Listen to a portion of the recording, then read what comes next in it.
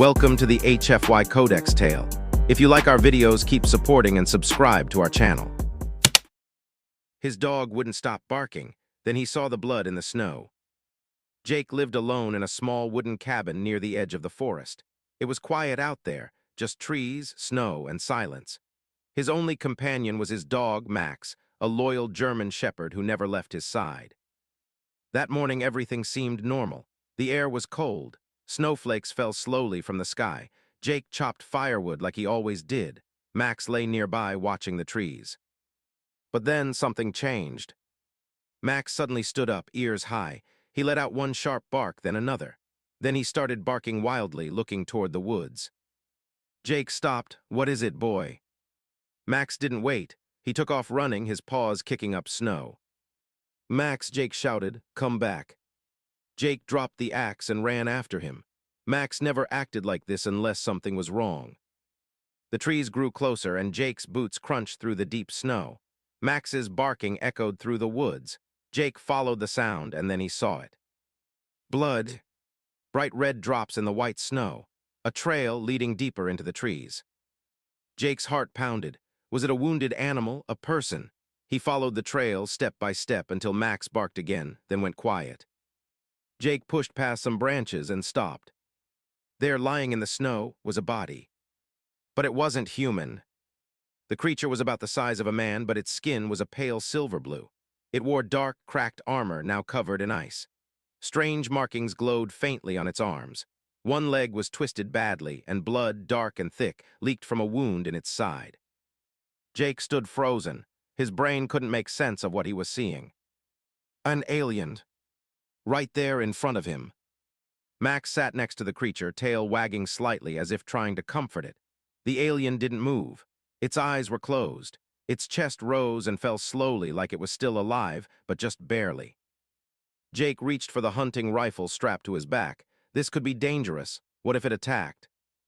But the alien didn't even open its eyes. Jake looked at Max. "Why are you sitting next to it?" Max licked the alien's face gently like he did when Jake was sick. The alien gave a weak, soft sound. It wasn't a growl. It sounded more like pain. Jake stepped closer slowly. The armor was cracked open at the side. He could see the injury, a deep burn and something like shrapnel. It looked serious, deadly.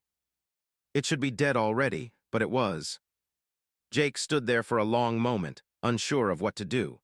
Every part of him said walk away, call someone, report this. But no one would come this deep into the forest in time, and if they did, they'd probably just shoot it. He looked again. It was wounded, cold, dying. And his dog, the same dog that once barked at a mailman for wearing sunglasses, was protecting it. Jake took a deep breath. Then he knelt down and said quietly, "Can you hear me?" The alien's eyes flickered open. Bright silver, almost glowing. It blinked slowly, lips parting like it wanted to speak, but no sound came. Jake's voice stayed calm. "I don't know who you are, I don't know why you're here, but I'm not going to hurt you." The alien blinked again, and a tear, an actual tear, slid down its cheek. Jake felt something shift inside him. He stood up, looked around. They were alone. No ships, no soldiers, just him, Max, and this broken being from the stars. "I can't believe I'm doing this," Jake muttered. He took off his coat and wrapped it around the alien's body. Max barked once softly like approval. Jake carefully lifted the alien, surprised by how light it was. It groaned in pain but didn't fight him.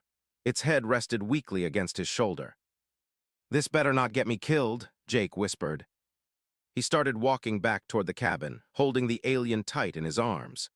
Max ran ahead, tail wagging, leading the way like this was normal. Snow kept falling, but Jake's mind was racing. What was this thing doing here? Why was it alone? Was it a scout, a spy, a weapon, or just lost? One thing was certain. Everything had just changed. Forever. He took the alien inside. Now the military's watching his every move. Jake placed the alien gently on his old wooden table. It was still breathing, but just barely. His cabin was warm, lit by the fireplace. Max sat nearby, watching the alien with calm eyes. It was strange. Max usually barked at anything new, but now he just wagged his tail once and stayed close. Jake had no idea what he was doing. He had no medical training. No alien knowledge. All he had were some first aid supplies and an old memory of helping a wounded deer once. He peeled off the cracked armor. Underneath was smooth, silvery blue skin, bruised and burned. The wound on its side looked deep. The blood was darker than human blood, almost purple. Jake used a clean towel to stop the bleeding. He cleaned the burn, used gauze, and whispered gently, "Hang in there, whatever you are." The alien didn't respond, but it flinched at his touch. Its fingers twitched. Then something even stranger happened. The lights flickered. For a second, the cabin went dark. Jake looked up, power cut. But the fire still burned. His radio went dead too. Even his digital watch stopped ticking. Then the lights came back, buzzing softly. Jake frowned. What the hell? Just then Max growled, not angry but alert. He stood, walked to the window, and barked once. Jake followed his gaze. Outside, parked quietly near the trees, was a black van. No markings, no headlights, just sitting there. Jake's heartbeat kicked up. That wasn't there before. He picked up his old binoculars and peered out the window. Through the glass, he could just make out two men inside, wearing suits, staring directly at the cabin. "Government," he muttered, "military." He stepped back, heart pounding. How did they know? Had someone tracked the crash, or was it that strange power flicker? Jake closed the curtains. He turned to the alien.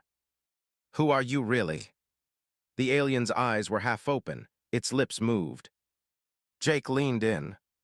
A soft whisper came out, "They will kill me." Jake froze. The alien knew. "They saw me?" he asked quietly. She gave a tiny nod. "She?"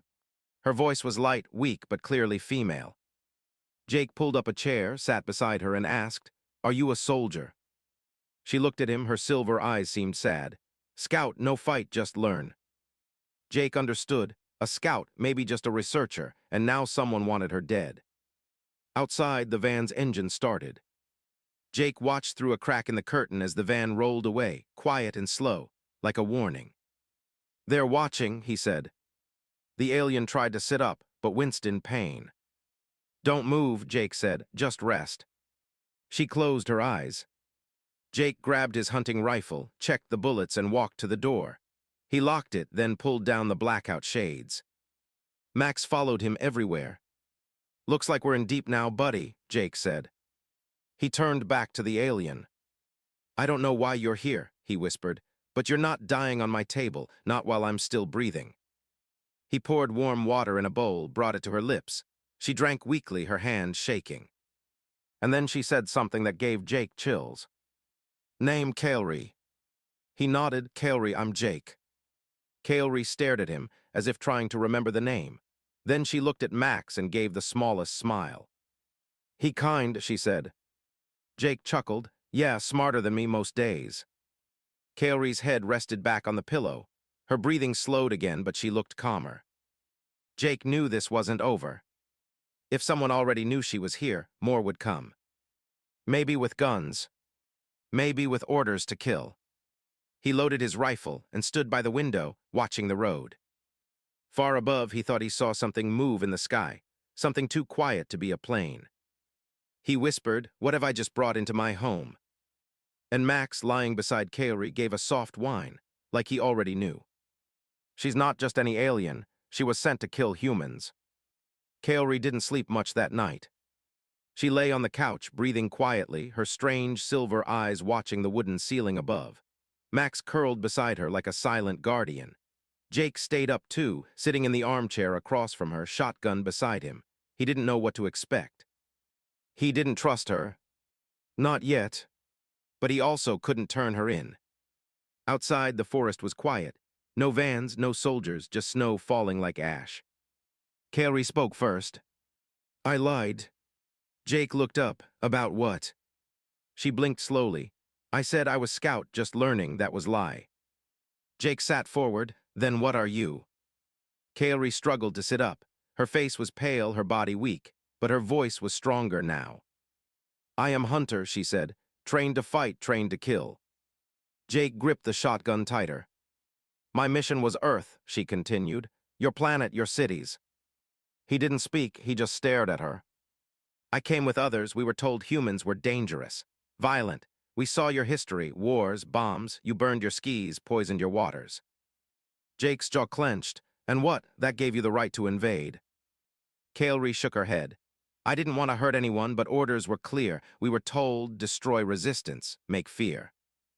Jake stood now, his heart pounding. You were going to kill people like me. I didn't, she said quickly. I couldn't.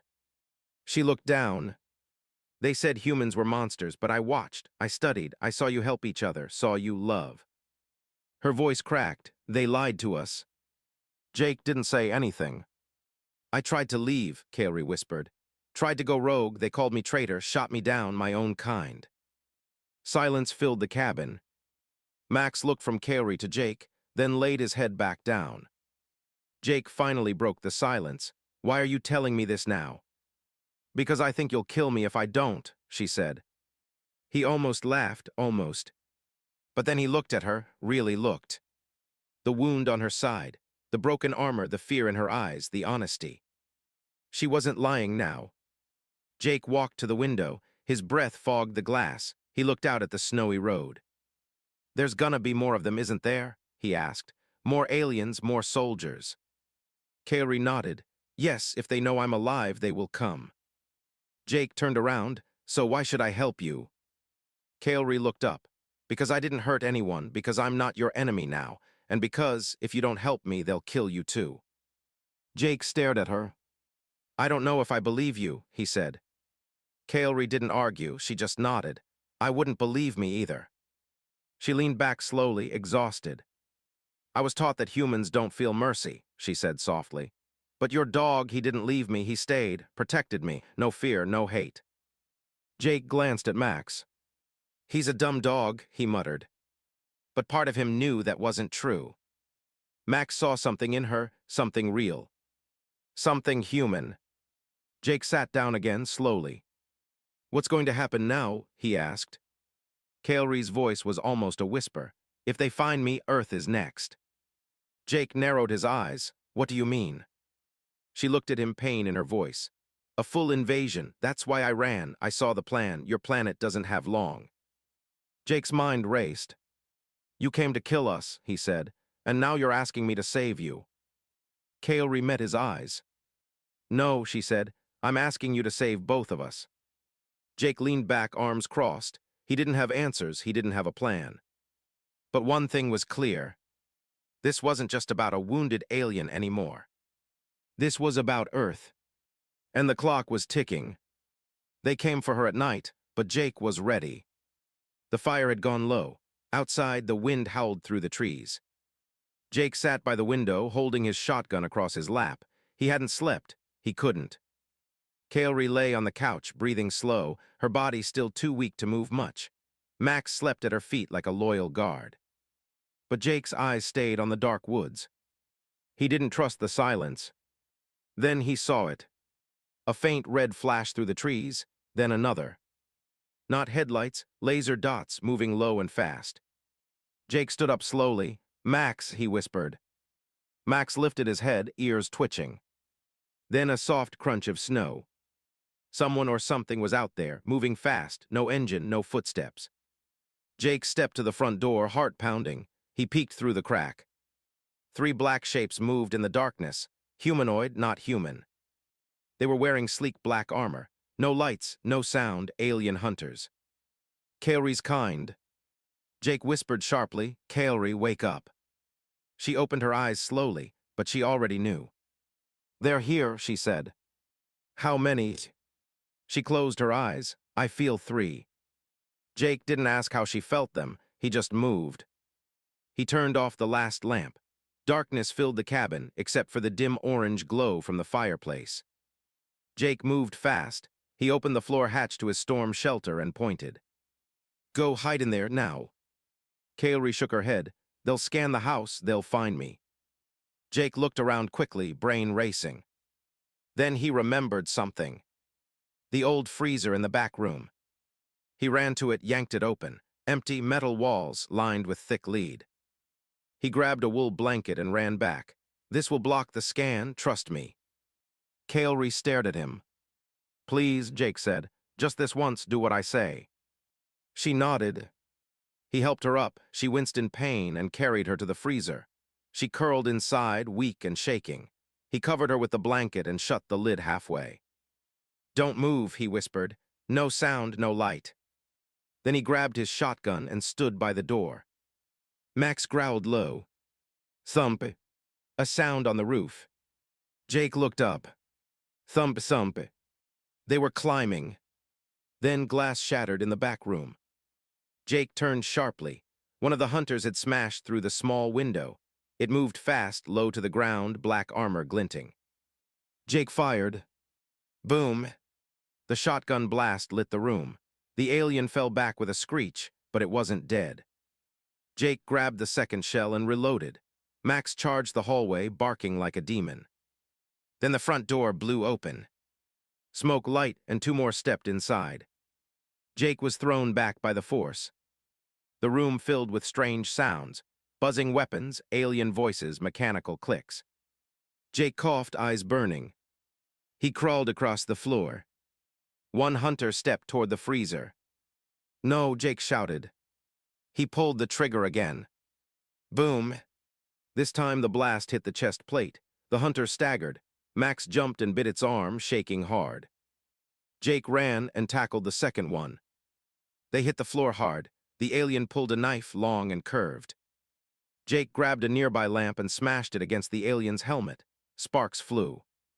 The alien screamed and rolled off. Jake scrambled to his feet, blood on his face, his vision blurred. Then the freezer lid flew open. Kaori stepped out. Barefoot, still bleeding, but something had changed. Her eyes glowed silver. Her hand lit up with energy. She spoke one word in her language, and the air shook. A wave of force hit the last two hunters like a hammer. They flew backward, smashing into the wall. Jake watched in shock as Kaori walked forward slowly. Her body glowed with soft light. Her wounds bled, but she didn't care. One of the hunters raised his arm to shoot. Kaori whispered something, and the weapon melted. The hunter dropped to his knees. The fight was over. Silence fell. Kaori fell too, straight into Jake's arms. He caught her. "I told you to stay hidden." "I couldn't let them take you," she whispered. Jake stared at her. "Why?" Her voice was weak, fatting. "Because you saw me, not just the enemy." She passed out in his arms. Max came up beside them, whimpering softly. Jake looked around. His cabin was broken. The door was gone, glass everywhere. But they were alive. He looked down at Kaori. And he knew this wasn't just survival anymore. This was war. Kaori's secret weapon could end the war, or destroy Earth. The sun was rising, but Jake didn't feel any warmth. His cabin was a mess. The front door hung off its hinges. Burn marks scorched the walls. Shattered glass crunched under his boots. One alien body still twitched by the fireplace, its armor cracked open like a broken shell. Max limped to a corner and lay down, tired but alive. And Kaori, she was awake now, resting on a pile of blankets, her breathing rough. Jake knelt beside her, checking her wound. "You almost got yourself killed." Kaori looked at him. Her eyes were tired but steady. "You would have died if I didn't fight." Jake didn't argue. She was right, but something was still eating at him. He sat back and said quietly, "They weren't here to capture you. They came to kill you."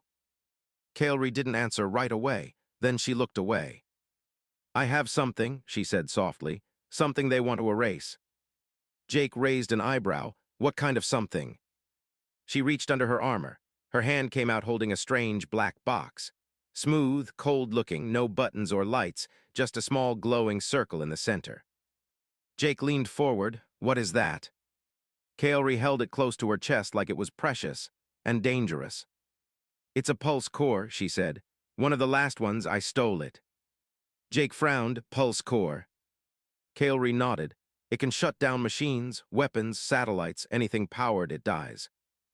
Jake's eyes widened. "You're telling me this thing could take out our entire power grid?" Kaori nodded again.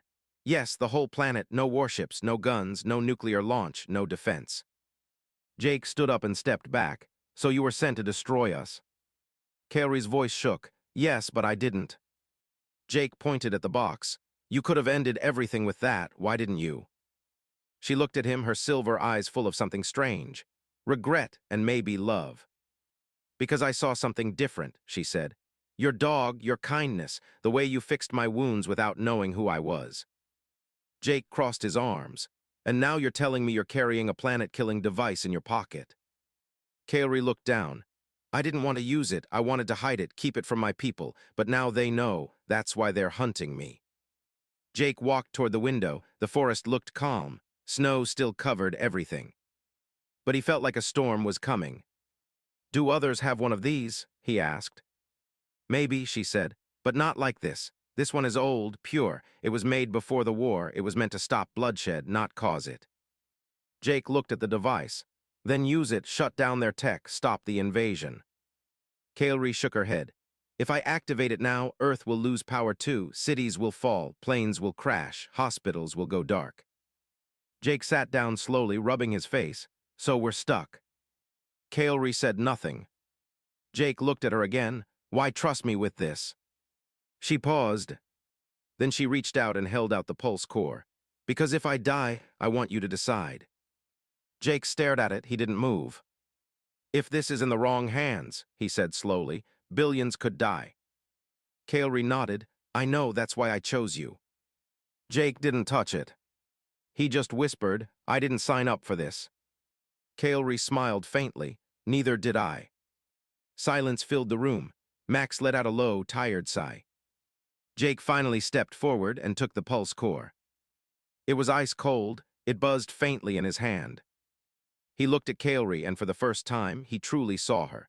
Not as a threat, not as a visitor, but as someone just like him, afraid, alone, and trying to do the right thing.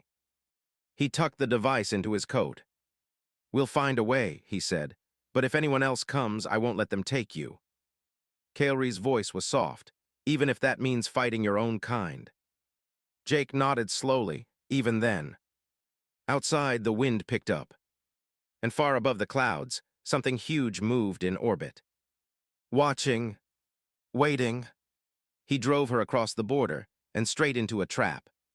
The snow was falling again, thick, silent, endless. Jake packed fast, food, water, tools, weapons. He covered the alien bodies with blankets and dragged them into the woods. If anyone found them, it would already be too late. Kaori sat in the back of his old pickup truck, wrapped in blankets. She was still weak, but awake. The pulse core was hidden deep in Jake's coat pocket. Max sat beside her, eyes alert. Jake climbed into the front seat and looked back. You ready? He asked. Kaori nodded, as ready as I can be. Jake started the engine. The truck rumbled to life, loud in the quiet snow. They drove. The road twisted through trees, over frozen rivers, and past empty cabins. Jake kept the radio off. He didn't want to hear the news, didn't want to know if the world already knew. He was heading for the border, an old smuggler's crossing point between states. Few cameras, no real checkpoints anymore. He had a friend there, a scientist, someone who might know what to do with the device. Or how to stop an invasion. Kaori leaned against the window. I never thought I'd see your world like this. Cold and quiet? Jake asked. No, beautiful. He looked at her through the mirror. She wasn't smiling, just staring, like she was seeing Earth for the first time. Jake tightened his grip on the wheel. We're almost there. By the time they reached the checkpoint, the sky had turned gray. A small wooden booth stood near the road, covered in frost. One man in uniform waved them down. Jake rolled down the window. Just passing through, he said. The guard smiled. Sure thing, can I see your ID? Jake reached into his jacket. That's when the click came. Behind him. Beside him. Every direction. More soldiers stepped out from the trees. Black armor, no flags, no names. Kaori whispered, it's a trap. Jake cursed and grabbed the shotgun under the seat. Too late. A voice called out through a speaker. Step out of the vehicle, hands where we can see them. Kaori's hands tightened on the blanket. Max growled low. Jake whispered, stay down. He opened the door slowly, shotgun hidden in his coat. Snow crunched under his boots. Soldiers surrounded them, at least 10. One had a strange scanner. It beeped the moment it pointed at the truck. "She's here," he shouted. "We've got the target." Jake moved fast. He spun, pulled the shotgun, and fired at the scanner. Boom! The device exploded in the soldier's hands. Chaos erupted. Soldiers shouted. Snow exploded as bullets hit the ground. Jake dove back into the truck. "Drive," Carey said, grabbing the wheel. "Go now." Jake slammed the pedal. The tires screamed on the ice. The truck slid sideways, then caught traction. They sped forward, smashing through a roadblock. A soldier raised his weapon. Crack! A shot rang out, not from Jake. The soldier dropped. Jake looked up. A figure stood on a hill above, wearing a coat, not armor, holding a sniper rifle. Jake squinted. "Is that?" Carey smiled weakly. Not all humans serve the same master. They drove fast. Gunfire followed them. A bullet hit the back window. It shattered. Max barked wildly. The truck flew over a snowbank, into the trees, and vanished from sight. Miles later, deep in the forest, Jake finally stopped. He got out, heart racing, and checked on Carey. She was breathing hard. "Are you hurt?" he asked. She shook her head. "But they know now. They know you helped me. They'll never stop." Jake looked at the truck. Bullet holes in the side, blood on the seats. The pulse core still safe in his jacket.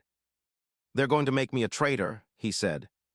Carey touched his hand gently. "Or a hero." Jake looked up.